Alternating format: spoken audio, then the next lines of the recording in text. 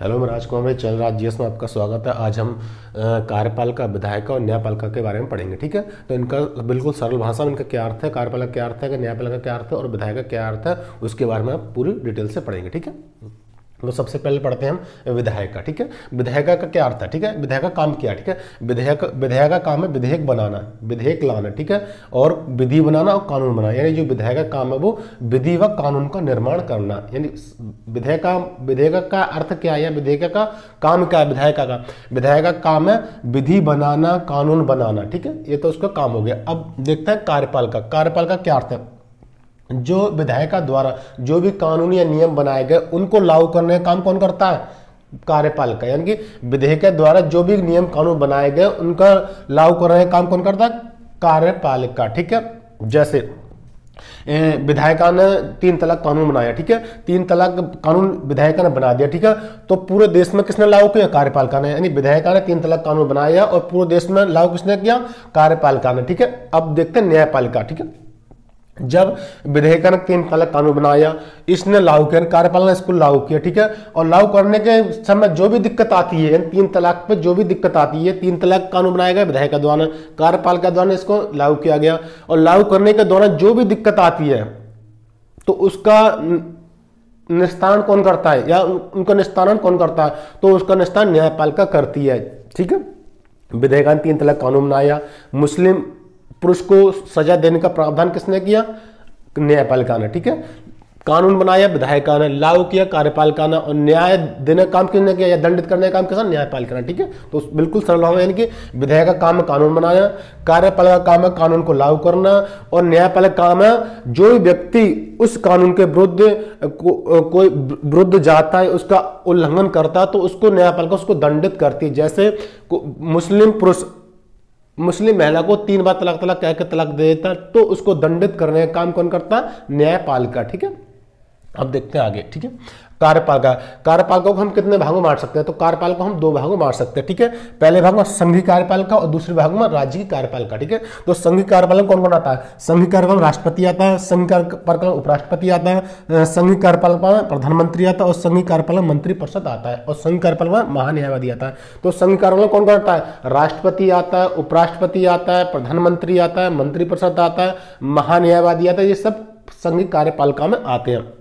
और दूसरी तरफ देखते हैं हम राज्य की कार्यपालिका, यानी कि कार्यपालिका को 2 भाग में बांट सकते हैं, संघीय कार्यपालिका और राज्य कार्यपालिका। और राज्य कार्यपालिका कौन कौन आता है, ठीक है, राज्य कार्यपालिका में राज्यपाल आएंगे, राज्य कार्यपालिका में मुख्यमंत्री आएंगे, और राज्य की कार्यपालिका मंत्रिपरिषद आएगी, और राज्य की कार्यपालिका में महाधिवक्ता आएगा। ठीक है, राज्य कार्यपालिका में राज्यपाल आएंगे, मुख्यमंत्री आएंगे, मंत्रिपरिषद आएगी और महाधिवक्ता आएंगे। ठीक है, जैसे संघ में राष्ट्र का प्रमुख कौन है, राष्ट्रपति। वैसे ही राज्य में राज्य का प्रमुख कौन है, राज्यपाल। सरकार का प्रमुख संघ में कौन है, प्रधानमंत्री। और राज्य में सरकार का प्रमुख मुख्यमंत्री होता है। ठीक है, तो हम कार्यपालिका हम विभाजन करते हैं। ठीक है, कार्यपालिका को हम विभाजन करते हैं, संघीय कार्यपालिका विभाजन और राज्य की कार्यपालिका विभाजन। तो संघीय कार्यपालिका हम विभाजन करते हैं, तो स्थायी सदस्य होते हैं और अस्थायी सदस्य होते हैं। ठीक है, संघीय कार्यपालिका को हम दो भागों में विभाजित करते हैं, एक तो स्थायी सदस्य और अस्थायी सदस्य। स्थायी सदस्य में अधिकारी गण आते हैं जो कि आईएएस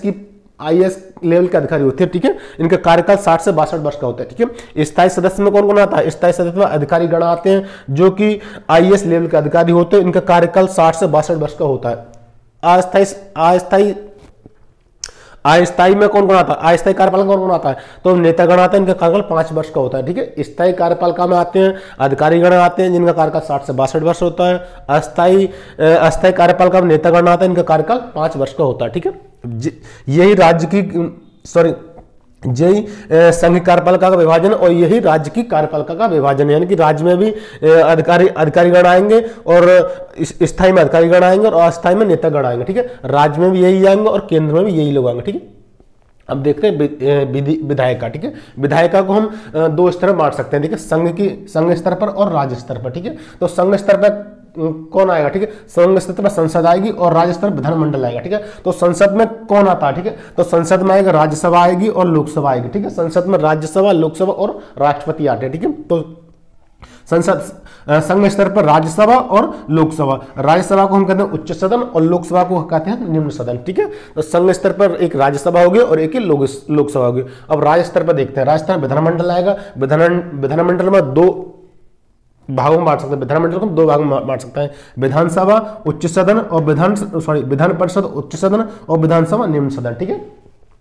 विधानमंडल को हम दो भागों में बांट सकते हैं, यानी कि विधान परिषद उच्च सदन कहते हैं और विधानमंडल निम्न सदन कहते हैं। जैसे राज्यसभा को उच्च सदन कहते हैं, वैसे लोकसभा को निम्न सदन कहता है केंद्र स्तर पर। लेकिन राज्य स्तर पर विधान परिषद को उच्च सदन और विधानसभा को निम्न सदन कहा जाता है, ठीक है। अब देखते हैं हम न्यायपालिका। न्यायपालिका को हम तीन, जो भारत की न्यायपालिका वो तीन भागों में बटी हुई, ठीक है।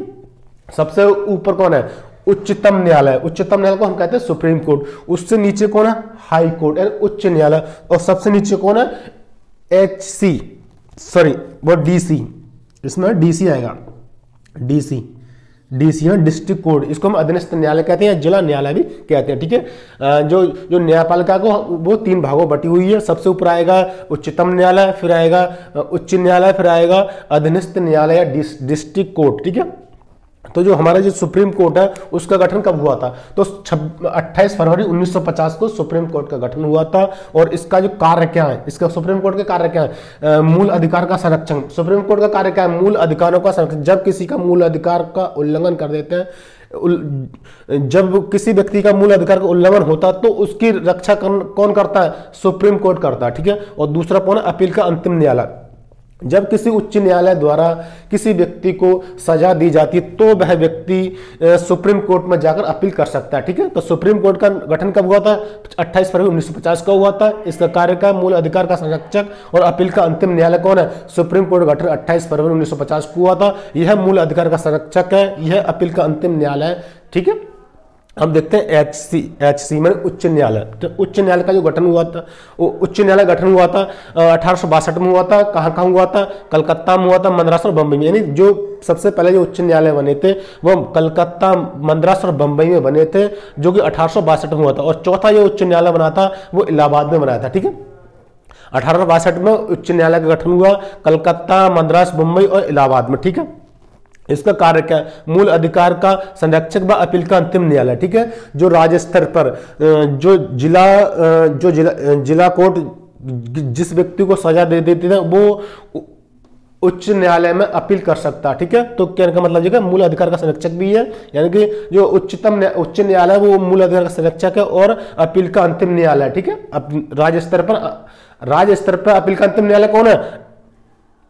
High court. और देश स्तर पर अपील का अंतिम न्यायालय कौन है? सुप्रीम कोर्ट, ठीक है।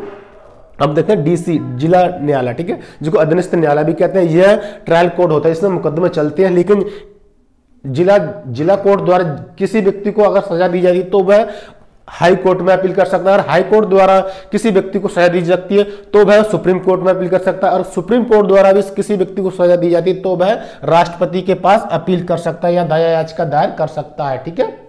तो ठीक है। अब हमने ये इनके बारे में कार्यपालिका, विधायिका और न्यायपालिका के बारे में पढ़ा। अगर मेरी वीडियो पसंद आए तो वीडियो को लाइक करें, चैनल को सब्सक्राइब करना ना भूलें। मिलते हैं अगली वीडियो में।